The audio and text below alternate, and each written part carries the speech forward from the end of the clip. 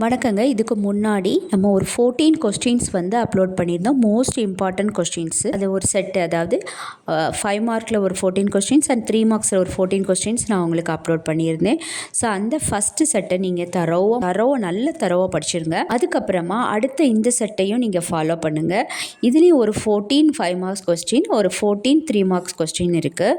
இந்த செட்டை அதை கம்ப்ளீட் பண்ணிவிட்டு இந்த செட்டையும் நீங்கள் கம்ப்ளீட் பண்ணிங்கன்னா அது உங்களுக்கு ரொம்ப யூஸ்ஃபுல்லாக இருக்கும். அது என்னெல்லாம் பார்ப்போம்.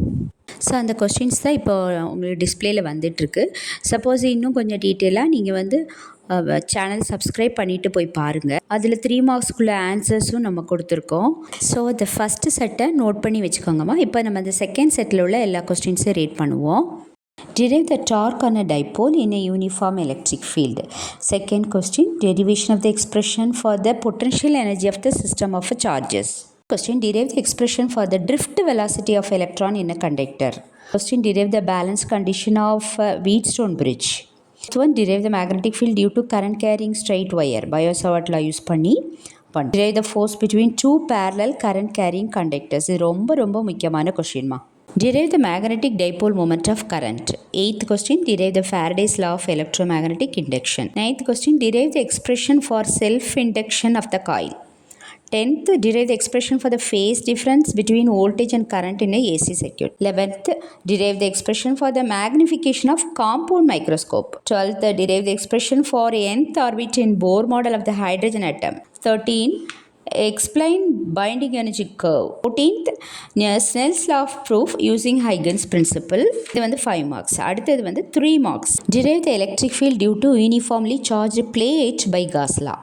Derived mutual inductance of the solenoid. Formula for refraction of spherical surface. Then principal diagram and working of moving coil galvanometer. 5th question, conversion of galvanometer to ammeter, then conversion of galvanometer to voltmeter. 6th, diagram and explain the microscope. Diagram and explanation of telescope. 5th one, what is mass defect, how it is related to binding energy. Then energy band diagram of metal, semiconductor and insulators. Next, explain half wave rectifier with the diagram. 11th one, explain full wave rectifier with the diagram. Then properties of conductors in electric field. 13th one, Bohr model postulates with limitations.